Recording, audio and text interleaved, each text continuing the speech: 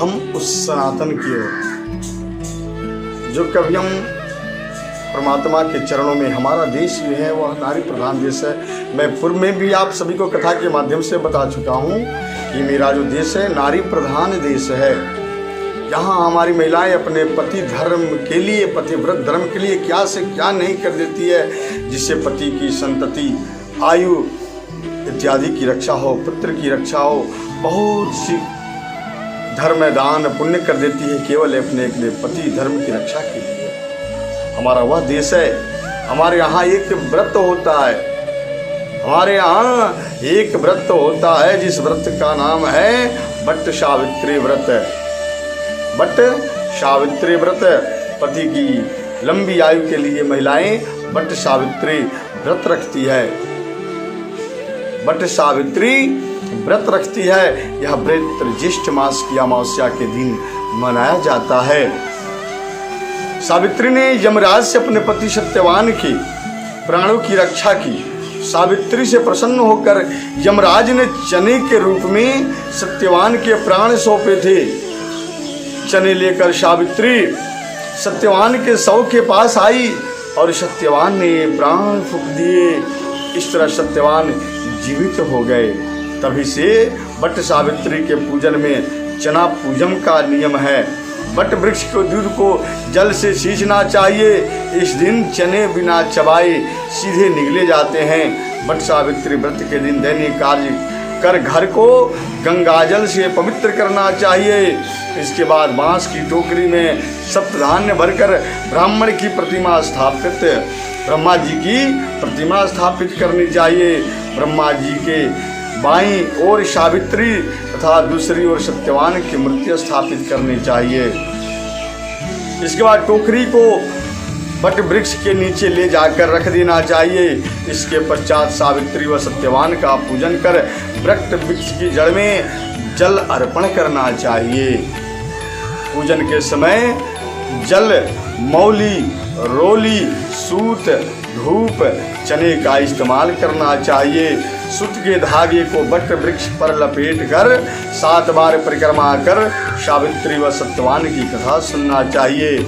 आइए हम उस कथा को आप सबको श्रवण कराते हैं। बट सावित्री व्रत कथा के अनुसार एक समय की बात है कि मद्र देश में अश्वपति नाम के धर्मात्मा राजा का राज था।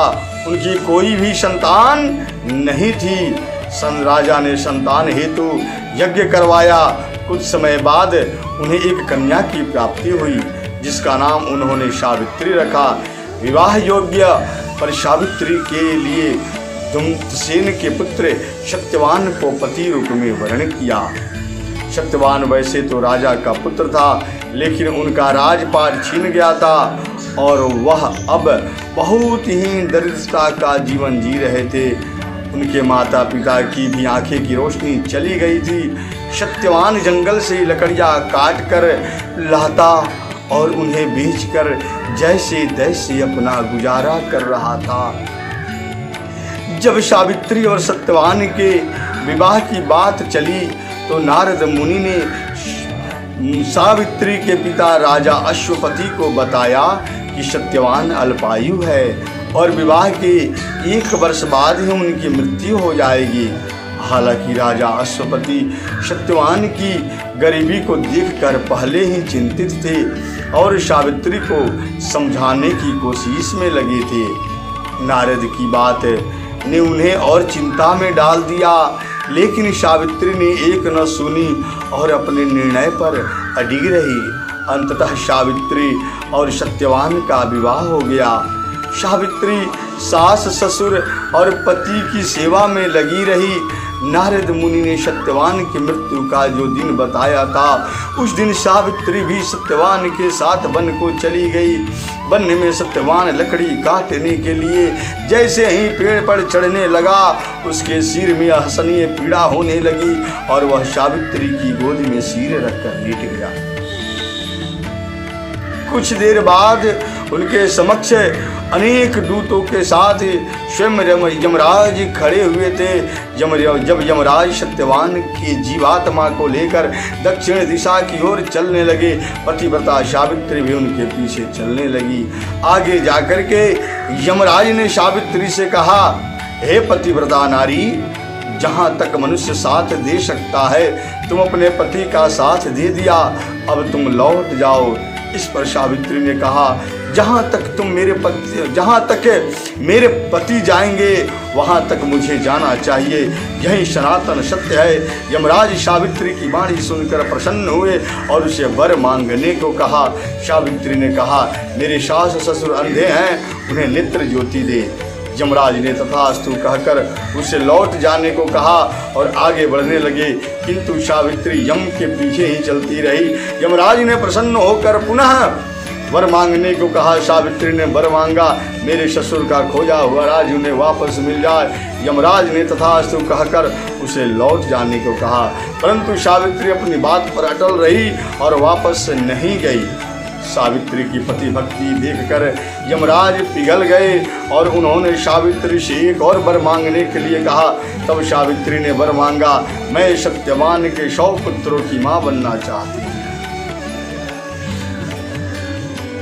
कृपा कर मुझे यह वरदान दे। सावित्री की पति भक्ति से प्रसन्न हो इस अंतिम वरदान को देते हुए यमराज ने सत्यवान की जीवात्मा को पास से मुक्त कर दिया और दृश्य हो गए। सावित्री जब उसी बट वृक्ष के पास आई तो उसने पाया कि बट वृक्ष के नीचे पड़े सत्यवान का मृत शरीर में जीव का संचार हो रहा है। कुछ देर में सत्यवान उठकर बैठ गया। उधर सत्यवान के माता पिता की आंखें भी ठीक हो गई और उनका खोया हुआ राज्य भी वापस मिल गया।